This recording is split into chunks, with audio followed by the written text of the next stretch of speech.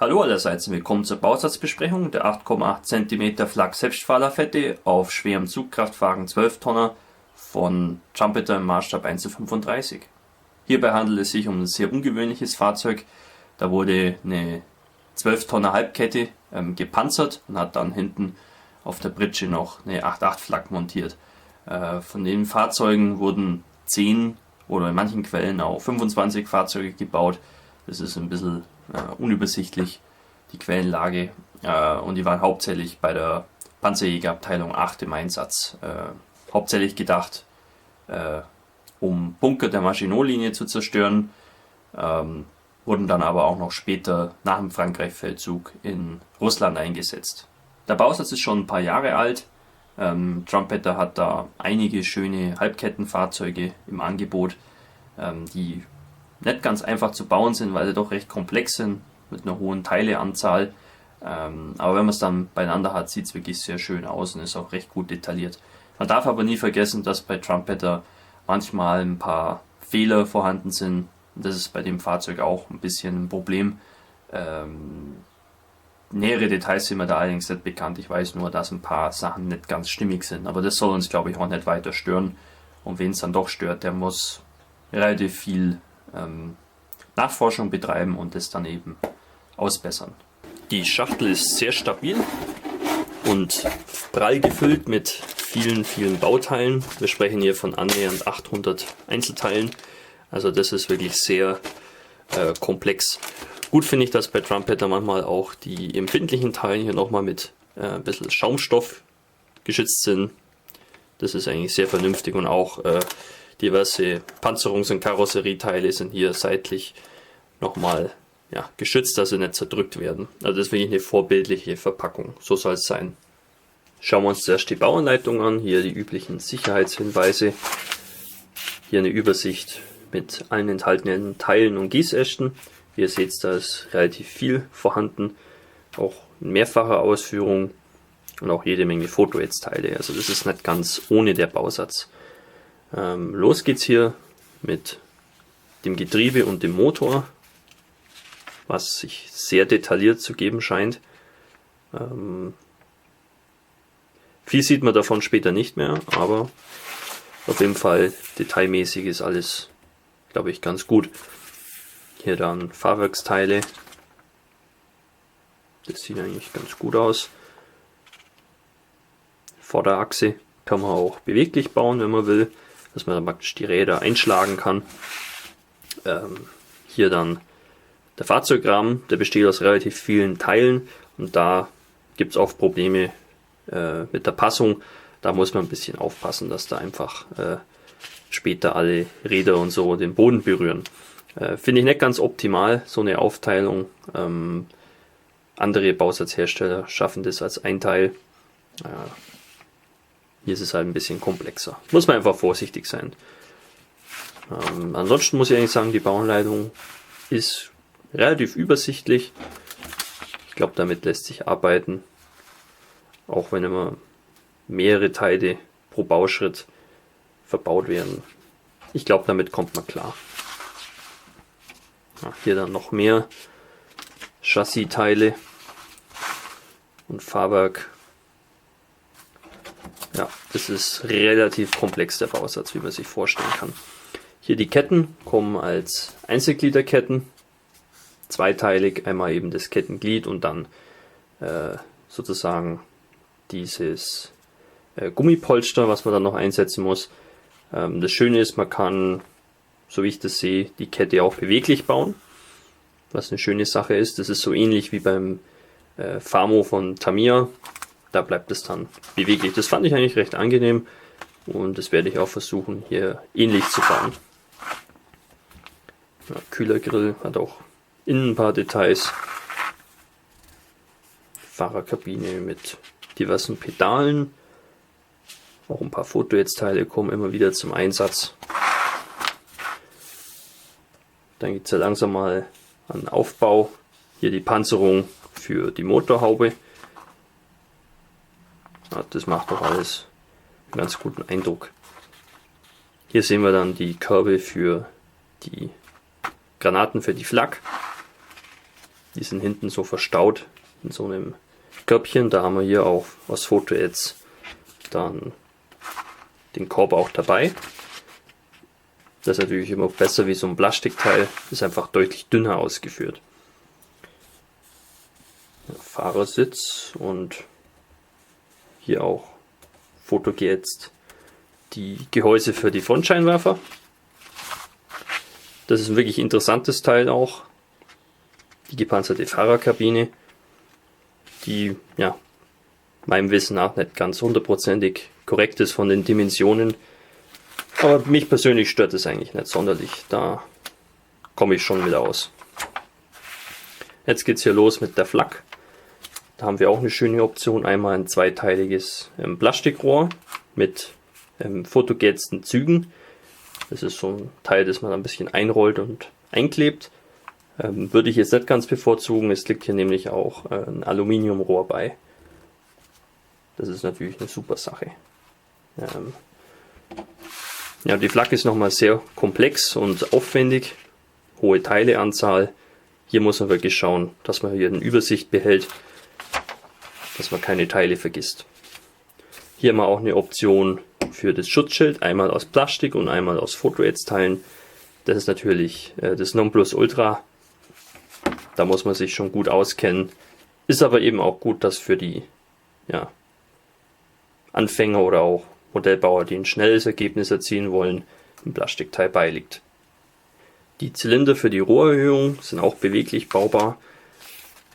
Was ich auch gut finde, da kann man die Kanone eben positionieren, so wie man es gerne hätte. Ja, das ist wirklich nicht von schlechten Eltern. Sicherlich kein Bausatz, der was für blutige Anfänger ist. Da muss man wirklich wissen, was man tut. Die Bemalungs- und Markierungsanleitung ist auf einem separaten Blatt, was auch farbig gedruckt ist. In dem Fall jetzt nicht wirklich interessant, weil das Fahrzeug einfach nur grau ist. Hier haben wir dann eine Farbtabelle. Die bezieht sich auf Mr. Hobby, Vallejo, Model Master, Tamiya und Humbrol. Das ist eine relativ sinnvolle Auswahl. Wir haben keine näheren Informationen zu diesem spezifischen Fahrzeug hier. Wir sehen hier nur das K am Kotflügel für die Panzergruppe Kleist. Also sollte das ein Fahrzeug sein, wie es in dieser Konfiguration im Russlandfeldzug unterwegs war. Schauen wir uns jetzt die Plastikteile an. Hier das gepanzerte Führerhaus. Das ist sehr dünn ausgeführt, da muss man ein bisschen aufpassen, dass man da nichts verbiegt oder irgendwie abbricht. Innen haben wir ein paar Auswurfmarken, aber viel sieht man davon eigentlich später eh nicht mehr. Ja, ist ein bisschen glatt und texturlos. Ich weiß es auch nicht hier bei diesen Platten, ob da nicht auch irgendwelche Schweißnähte hingehören. Das müsste ich noch ein bisschen recherchieren. Ja, könnte einfach mehr Textur haben, das Teil. Die Pritsche liegt auch einteilig bei, mit einer sehr schönen Anti-Rutsch-Struktur. Finde ich sehr schön. Hier haben wir ein paar so Angüsse, die muss man halt vorsichtig versäubern. Ist nicht weiter schlimm. Innen haben wir ein paar größere Auswurfmarken, die aber nicht sonderlich tief sind. Kann man, wenn es einen stört, also relativ leicht abschleifen. Ich glaube, da müsste man nicht mal wirklich spachteln oder so.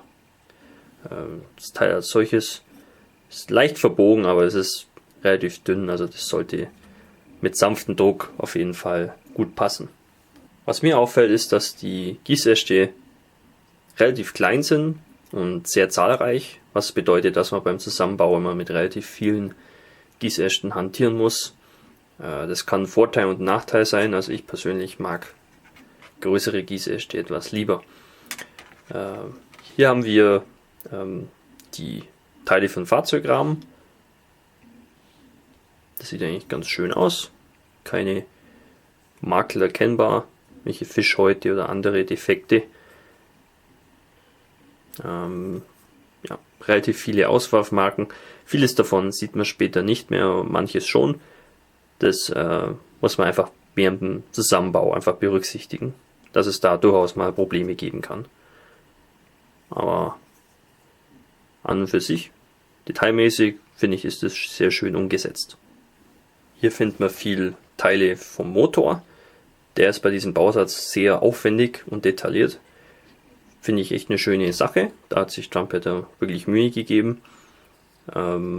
Auffällig ist, dass viele Teile sehr viele Befestigungspunkte zum Gießast haben, was natürlich dann beim Versäubern etwas mehr Arbeit macht. Aber auch hier kann ich wirklich keine gröberen Probleme erkennen. Das schaut wirklich sehr scharf detailliert aus. Hier finden wir diverse Motorhaubenteile oder auch die Kotflügel vorne. Finde ich gut, dass das hier mehr oder weniger einteilig ist. Dann sitzen die parallel zueinander. Ist eigentlich ganz schön gemacht. Ja, Innenraum der Fahrerkabine hat auch eine schöne Anti-Rutsch-Textur. Der Kühlergrill sieht eigentlich ganz in Ordnung aus. Die Rippen könnten vielleicht ein bisschen feiner sein. Ja, hier auch die Platten. Wieder ein bisschen texturlos. Aber jetzt nichts weiter Dramatisches. Das kann man zur Not auch mit Mr. Surfacer ein bisschen aufrauen. Weniger schön finde ich, dass die Werkzeuge so sehr einfache Klammern haben, nur diese Werkzeughalterungen. Da ist es vielleicht durchaus angebracht, die zu ersetzen.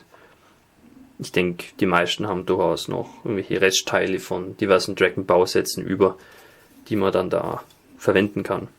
Auf der Innenseite der Kotflügel haben wir auch ein paar Auswerfmarken.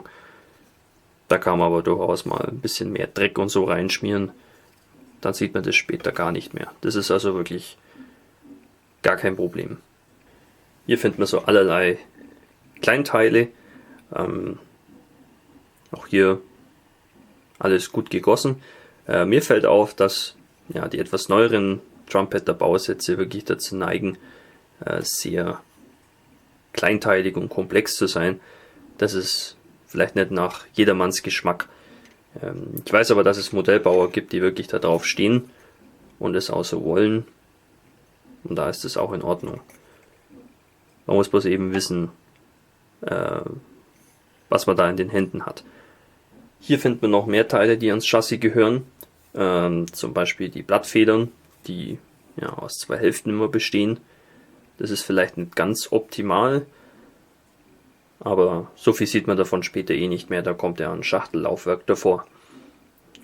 Ansonsten ja, sieht es ganz gut aus. Hier haben wir die Seilwinde. Die ist typisch für die meisten Halbkettenfahrzeuge. Sieht man von der Unterseite auch recht schön. Also da lohnt sich's, da sorgfältig zu arbeiten. Der nächste Gießast liegt doppelt bei. Hier haben wir noch mehr Fahrwerksteile, Federpakete, Treibrad, Leitrad und auch die Vorderreifen. Ja, auch hier alles schön gemacht. Was es hier bei den Halbkettenfahrzeugen immer zu berücksichtigen gilt, ist, dass das Treibrad an und für sich keine richtigen Zähne hat, sondern das sind so kleine Rollen und die ja, sollten auch einen Gummibelag haben. Also das ist von der Detailbemalung ein bisschen aufwendiger. Ist hier aber schön wiedergegeben, also man erkennt, dass es Rollen sein sollen. Das ist wirklich gut gemacht. Dieser Gießast liegt dreifach bei. Hier haben wir noch mehr von den Scheibenrädern. Die haben 4 Befestigungspunkte, da muss man relativ viel versäubern. Das frisst ziemlich viel Zeit und kann auch frustrierend sein. Da muss man einfach durch. Da hat man keine Chance. Wenigstens ist alles scharf detailliert und ohne irgendwelche Mängel. Kommen wir nun zur 8.8 Flak. Hier der Hauptgießast dazu. Natürlich vor allem das Schutzschild, das hier aus Plastik beiliegt, aber auch aus Fotoetz. Das schauen wir uns später an. Schaut alles sehr gut aus. Auch hier wieder alles extrem kleinteilig. Ist vom Zusammenbau sicherlich eine Herausforderung. Ja, innen am Schild haben wir Auswerfmarken. Das ist natürlich ein bisschen schade. Aber da lohnt es sich vielleicht auch wirklich, das Fotogerz-Detail herzunehmen. Da ja, hat man vielleicht dahingehend zumindest weniger Ärger. Ja, das ist alles schön gemacht, auch nichts irgendwie beschädigt oder zerdrückt. Noch schöne Bolzen hier unten. Hier haben wir dann ein zweiteiliges Kanonenrohr, wo wir auch die Möglichkeit haben, die Züge mit einer Photoetz-Röhre darzustellen. Ist aber eine Option, die ich insgesamt nicht wirklich empfehlen würde. Das Alurohr ist auf jeden Fall um Längen besser. Ja, hier unzählige Kleinteile. Interessant finde ich, dass hier auch die Granaten dabei sind. Die könnten aber ein bisschen detaillierter sein, vor allem hier unten sind sie einfach nur glatt. Da sollte eigentlich auch ja, der Zündmechanismus ein bisschen schöner dargestellt sein. Ja, sehr filigrane Teile. Da empfiehlt sich beim Zusammenbau auf jeden Fall ein paar gute Pinzetten parat zu haben. Der Gießast mit den Munitionskästen liegt doppelt bei. Die Kästen als solche schauen sehr schön aus, sind, so wie ich das sehen kann, dreiteilig. Ja, sonst gibt es dann eigentlich nicht viel zu sagen, ein paar Kleinteile noch, die alle recht gut ausschauen. Der Gießast mit den Kettenteilen liegt 10 Mal bei und schön finde ich, dass auch hier wieder mit Schaumstoff alles geschützt wurde vor Beschädigungen. Wirklich sehr löblich. Wir haben hier einmal eben ein Kettenglied und dann das Kettenpolster mit ein bisschen Fischhaut hier und da, aber nichts wirklich Schlimmes. Schön ist, dass die Teile auch nur einen Befestigungspunkt haben. Da, glaube ich, können wir relativ zügig arbeiten und die Kette dürfte dann auch beweglich gebaut werden, was ich persönlich sehr angenehm finde. Die Vorderreifen liegen als Vinylreifen bei und haben wirklich eine sehr gute Qualität. Das Reifenprofil sieht wirklich spitze aus, das habe ich selten besser gesehen bei irgendwelchen Vinylteilen. Lediglich an der Innenseite haben wir ein bisschen was zu versäubern, aber da stopft man eigentlich später sowieso eine Felge rein, die das zudecken sollte. Also ich denke, da gibt es überhaupt keine Probleme. Vinyl ist halt so ein Material, das mögen nicht alle Modellbauer. Ich persönlich finde es ganz okay.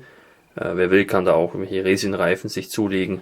Das ist sicherlich kein Fehler und ja, erhöht vielleicht nochmal die Detailfülle. Aber mit denen hier lässt sich, glaube ich, auch ganz gut arbeiten. Dem Bausatz liegt auch ein Alurohr bei, wie schon erwähnt. Hier seht ihr vorne die Züge. Sehr schön dargestellt das Ganze. Ja, kann hier überhaupt keinen Mangel erkennen. Das sieht wirklich perfekt aus. Ist auch meiner Meinung nach die Option, die man da wählen sollte beim Bausatz. Ich finde auch schön allgemein, dass Trumpeter noch ja, so schöne Zusatzteile beilegt. Das war früher eigentlich schon fast Standard, vor allem bei Dragon. Mittlerweile sehen wir das eher seltener, was mich ein bisschen betrübt, weil ja, das dem Modell einfach nochmal das gewisse Extra gibt und man spart sich schlichtweg nochmal ein bisschen Geld, weil man es einfach nicht kaufen muss, sondern es ist schon im Bausatz enthalten und darauf abgestimmt. Man kann es einfach einbauen, ohne irgendwelche Änderungen vornehmen zu müssen. Des Weiteren findet man 3 Messinghülsen. Die sind zum einen für den Rückholzylinder als auch für die Rohrerhöhung. Ist auf jeden Fall den meisten Plastikteilen überlegen. Finde ich auch gut, dass das beiliegt. Das erhöht die Detailfülle von dem Modell erheblich.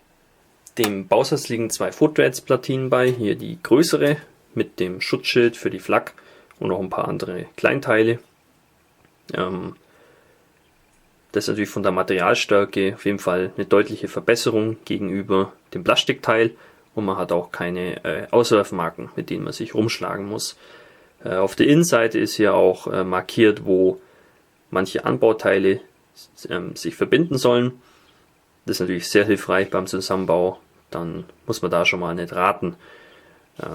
Insgesamt sind Photoetz-Teile natürlich was, wo man ein bisschen Übung braucht. Ich denke aber hier aufgrund der Größe der Teile ist es durchaus machbar und vielleicht auch ein gutes Übungsprojekt. An der zweiten Platine findet man dann hier so ein Lüftergitter und noch ein paar Trittbleche und den Staukorb hinten für die Munitionskisten. Auffällig ist bei Trumpeter, dass die Ätzteile immer relativ dick sind. Das kann ein Vorteil sein, kann auch ein Nachteil sein. Ich persönlich finde es eigentlich ganz in Ordnung, weil die Teile ein bisschen stabiler sind. Da lässt sich eigentlich ganz gut mitarbeiten. Dafür ist vielleicht die Materialstärke nicht ganz 100% im Maßstab, weil es einfach ein bisschen zu dick ist. Soll mich aber hier jetzt nicht sonderlich stören. Des Weiteren finden wir hier noch eine Metallkette, ein Draht und ein Stück Bindfaden. Der Faden ist gedacht für die Seilwinde. Da bin ich immer nicht so ein ganzen Fan davon. Da kann man vielleicht auch ein Metallkabel hernehmen und das dafür verwenden, ist vielleicht die bessere Option. Die Metallkette, da braucht man nur ein paar Glieder davon. Das sind ein paar Sicherungsstöpsel, die damit irgendwie angehängt sind an der Flak. Und der Draht ist gedacht für die Scharniere am Schutzschild der Kanone, dass das praktisch beweglich klappbar bleibt. Hier wurde auf jeden Fall an alles gedacht. Finde ich sehr schön, dass das beiliegt. Schauen wir uns zum Schluss noch die Abziehbilder an. Da gibt es 2 Bögen. Hier der für den Innenraum mit den ganzen Instrumenten. Wir haben die praktisch einmal einzeln und einmal so schon beieinander.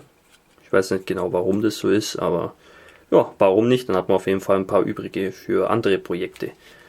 Im zweiten Bogen haben wir 2 Balkenkreuze, ein paar Nummern und das K von der Panzergruppe Kleist.